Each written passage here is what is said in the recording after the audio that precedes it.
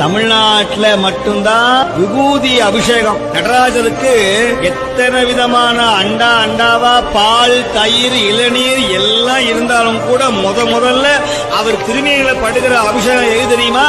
இந்த பஸ்பமாகிய திருநீர் தான் முதல் அபிஷேகம். மயான சாம்பல், இறந்தவருடைய பிணச்சாம்பலை எடுத்து நடு நிசியில 1 மணிக்கு மேல அதை கொண்டு வந்து காசிலையும் உஜ்ஜயினி என்கிற மகாலேஸ்வரருடைய ஆலயத்துல ஒரு பெரிய பொட்டலமா கட்டி சாமி மேல அப்படியே பவுடர் அடிக்கிற மாதிரி தட்டுவாங்க. அப்படி மேல அந்த சாம்பலை வாங்கி பூசினா அவ்வளவு மன கமன்னு இருக்கும். எங்கேயாவது எலும்பும் தோலும் நரம்பும் அப்படி மயான சாம்பல் எங்கேயாவது மணக்குமா?